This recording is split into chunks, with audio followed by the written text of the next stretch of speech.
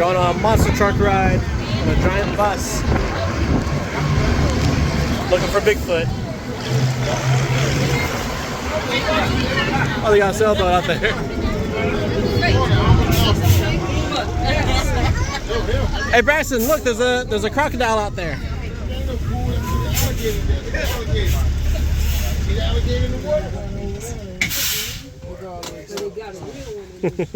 All right, how's the tour? That was great. Fun. Awesome. I told you guys 40 minutes. I just forgot to tell everybody the last 5 miles we're walking. You ready? All right. You guys didn't sign up for the eco tour? No. I just messed up. I wouldn't do that to you guys. 2,500 acres. To put that in perspective, you take Disney's 4 major theme parks, put them together, it's not even half this property. We walk a lot longer than 40 minutes, right? Where we are now in the front 500 is all of our citrus grove. Back 2,000 acres was cattle, exotic animals, a couple other businesses. So as you came off of 27 down this dirt road, everything on this side will go up around the corner. This is called our U-pick. U-pick means you come out here in the wintertime, you pick your own citrus off the trees. Okay, it's a winter fruit. Anything we see in the store all summer and fall is coming from either Chile or Brazil. Right? Our summer's their winter and vice versa. Come out here and pick it with us. We do have 40 different types of citrus. We get everything from kumquats, lemons, limes, tangerines, tangelos, honeybells, early times, ruby reds, navels. I do not know all 40. I drive the truck. I'll tell you that. Good. There's one that you're looking for that I didn't name. Back where you got a ticket, they do have a list. Okay? Come out to a grove. This is typically what you're going to find. This is an orange. It's not the color you get in a grocery store. No, it's not. Okay, the reason why it looks like this is all citrus is green. It's a plant covered in chlorophyll. What happens to us at the end of the year, we get a cold snap that reminds us this winter for Cleveland. A couple days later, it warms back up. It is not cold long enough here to kill all the chlorophyll. As the chlorophyll dies on the fruit, it's going to turn it from green to yellow to orange. Okay, orange means the fruit is dead. It does not mean it's ripe. What is Mike drinking? I know that's what you're thinking. Okay, hear me out. When we think of a ripe orange, we think of when it goes from bitter to sweet and juicy. Right? For that to happen, it needs to be on a tree for at least 6 months. They take it off the tree before that, or it dies on a tree before that, it'll turn orange, but it doesn't make it sweet. Does that make sense? Yep. So when you come out to a grove, that means you can't believe your eyes. You can't look at the color. You got to look for the weight. Reach up and grab it. If it is a heavy orange with a little squeeze, that means it's ripe. All you got to do is roll it towards the branch and it comes right off. If it is lightweight and hard, doesn't matter the color, the tree's going to fight you for it because it's not ready. Make sense? Now when we go shopping, it looks a lot different. I give you that. Okay? What they do is they have to take it off the tree a couple weeks early so they can ship it all the way to the grocer. That grocer receives those oranges. They are green and yellow. What they do is they gas them for 2 to 3 days in what's called ethylene gas. The reason why they gas it is humans, we're visual. We buy with our eyes. If you saw a yellow-green one next to that pretty orange one, you're not going to think this one is right.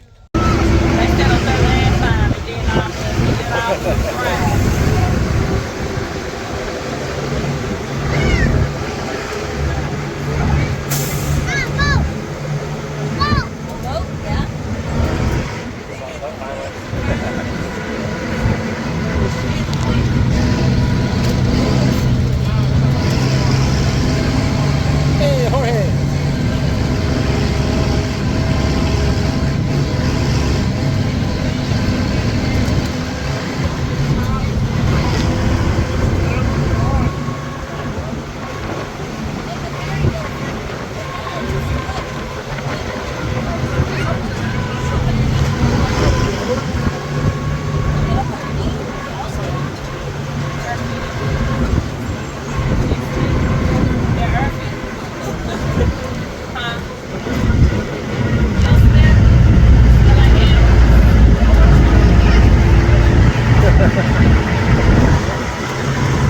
Where Bigfoot's waiting. Let's go grab Yeah, it. everything on this side is our commercial growth. This is all Valencia orange. We got a little over 10,000 trees over here. You notice every tree has its own irrigation. All that irrigation comes from our lakes, our pond, and a river out back. It's spring fed. What this means, you don't have to pipe in water from the county or city. Using a natural resource means less chemicals in the grove. Right around the beginning of the year, Valencia becomes ripe. We hire a crew of 20 guys to come out here and have to pick this by hand. Yeah, citrus trees are really brittle. It grows in sand. Even if you brush up to them, they'll crumble and break very easily. You can't use a shaker or machine or anything like that. These guys come out here, they got their ladders, they climb up, they got this big satchel around their neck. Looks like you're throwing oranges in their shirt. It's a lot of fun to watch. These guys are incredibly fast. January, we watched 4 guys do one of these rows in about 7 minutes. Wow. Yep. We were talking. Next thing you know, we looked up. They're at the top of the hill. Yes, this is a hill in Florida. We get winded going up it. Yeah, this is a hill. Once their satchel is full, they come down. In between the rows will be a large black bin. It looks kind of like a kiddie pool. Sometimes they'll fill that up, then a tractor comes in, pours that into the back of a semi-truck. Each truck that leaves here is carrying about 80,000 oranges in it. To give you an idea, it takes about 30 oranges to give you a gallon of juice. This year, these 20 guys finished our season with 8 semi-trucks, all by hand in less than a week. Wow is how you know they're not union. Right? These oranges, yeah, they don't go to the market or the farm store. They stay on 27 and continue south only about 30 miles. Down in Lake Alfred, we co-op with other citrus growers with Florida Natural. So back home, U.S. and Canada, you go to a grocery store, you see Florida Natural orange juice. This is about 15 to 16% of the oranges they receive. Oh, these go to that Florida Natural that's right off of Right off of 27. Yep. Yeah, the plant's on the left, and on the right they got a welcome center. You go to do tours and stuff like that. Oh, cool. Yeah, that's where all this goes. That's the one you drink? Yeah, he only drink that. Yeah. Oh, okay. He only drinks Florida Natural now. It tastes different. You taste that one and the other ones. Yeah. It's, yep. Big. Uh-oh. Warning. Now entering Bigfoot territory. Okay.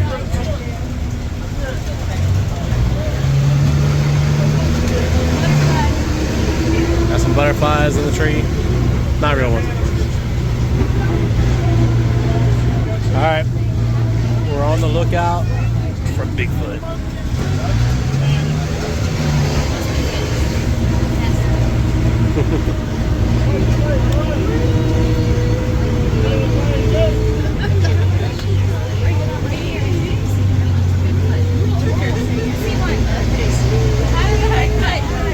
Oh no, Bigfoot! Dun dun dun. 4 more, Braxton. See, there might be one on my side next. Who knows? Just gotta remember, this is a Bigfoot breeding area. Don't let it get behind you. Oh, there's the other one. Bigfoot.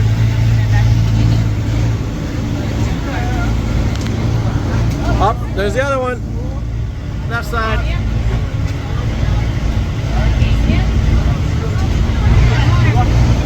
How many more, Braxton? Whoa, that's a real one. It's gonna eat somebody. That looks like the Bigfoot from the movie, yeah. Hey, Harry. As you guys can see, Bigfoot doesn't have that fight or flight instinct like the rest of us. When he gets scared, he just freezes solid out there. Kids, I promise he won't move a muscle, but he might blink, so you got to keep an eye on him. You see the real one? It's over there, Braxton. This is what the property looked like in 1961 when the articles came out, before they did the cattle and exotic animals and all the groves. One other thing I'd like to talk about before we go find these animals, what we touched on, is we actually have our own bees. So we do 3 different types of honey. Most popular honey is going to be orange blossom. I know, right? It's an orange grove. Makes a lot of sense. Orange blossom honey is really thick and sweet, so sweet it almost crystallizes. It's got a wonderful citrus flavor.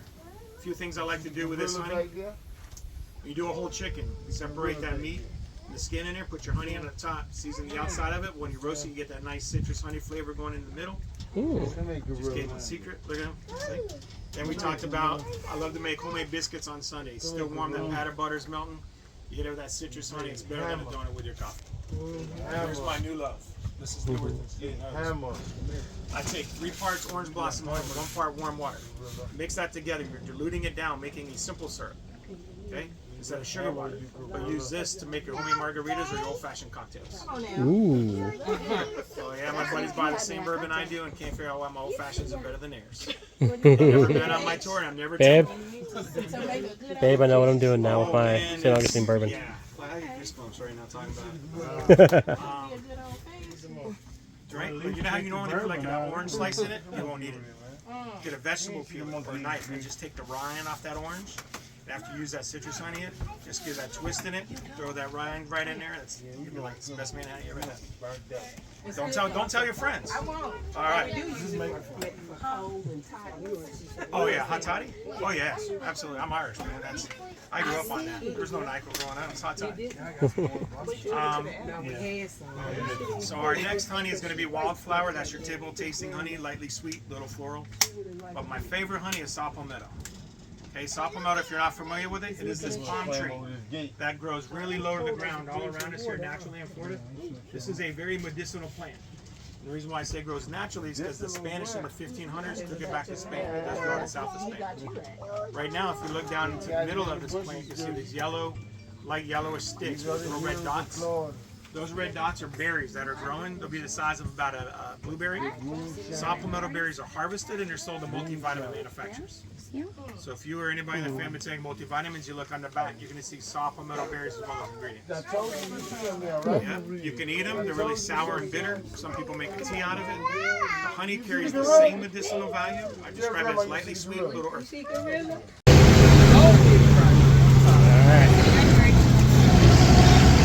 I think we saw all 5. Red Robin.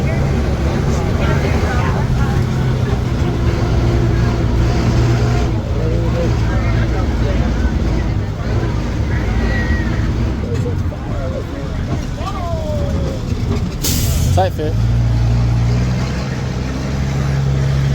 Braxton, look at that gator. Look at him over there.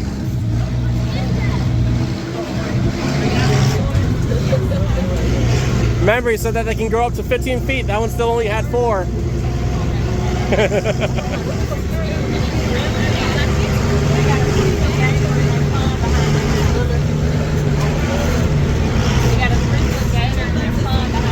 Old greenhouse over there. We live about an hour from here. Freak show.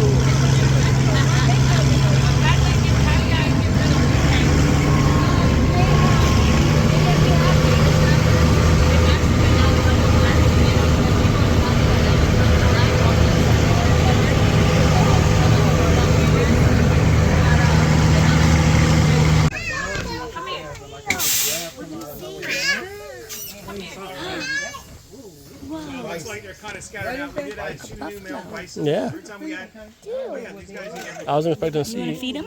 any bison here. You can throw him something. Feed him with heart. You can throw it over there and feed him. Bring me your hat and your shade. we added Yeah, 2 the boy new didn't male want to climb up on the bench. We never had them, and they anytime we add new animals, they He was like down here, trying to look over. I'm like, just climb like a real boy. looks like they're all in this back of the woods. We have to stop a few times. Carson, don't fall. But we do Did you have, throw anything down to 'em? Bison, 2 new adult males. You can't miss them. They about over 6 foot, 2,000 pounds.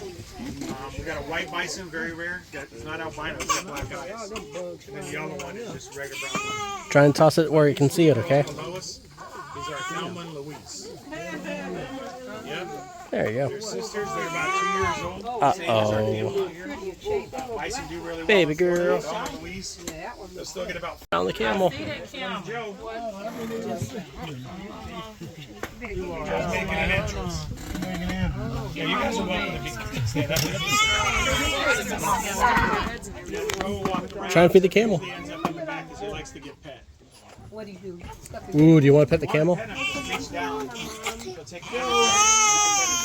He's gonna work his way to the back.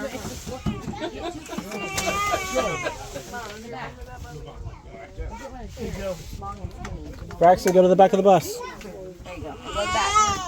Go back there. To that door. Because you know, Feed Evangelyna I to see him. him. I'll probably Don't do that, because I don't want to be witness to that. There's a cow way over there. See that cow? Oh, you can. Yeah, he was. Pet him. Reach down and pet him. Pet his nose? She's not actually gonna feed you to the camel. It's okay. Look at a couple of biscuits. Baby girl gave up. She's sleeping. 5 days apart. Mom did the white cow. Pregnant for 13 months. There's an ostrich. Does it like cows?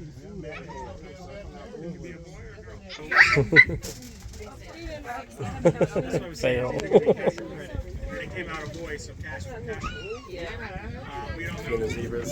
I haven't even thought of it. The zebra.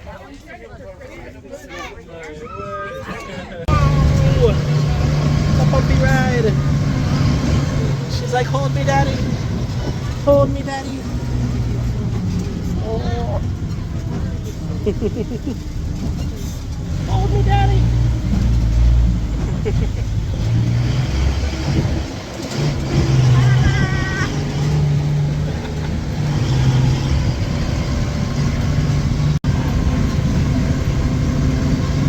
It's like, I want to go to sleep, and now it's all bumpy, daddy.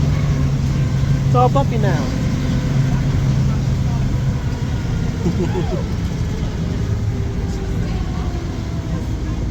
Hello. Hello. Yeah, but it looked real when you were right down there.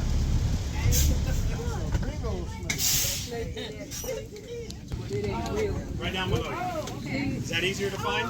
Or the end of that tree. Yeah. When those are ready, Oh. they'll be like a dark reddish brown color. What? So when they're reddish brown, you can actually eat them. Those are soft little berries. So you're about between the size of like a blueberry and a kiwi. Yeah, it's just. Yep. And usually around the end of June is when they become ripe. Can't really say. You got to Can't pull tell some them on so I gotta spin this thing around. You're asleep or no? Try and go back to sleep. So unfortunately I had to cut it a little bit short because Evangelina just could not stay awake anymore, and I wanted Stephanie to have a chance to relax and enjoy the ride as well.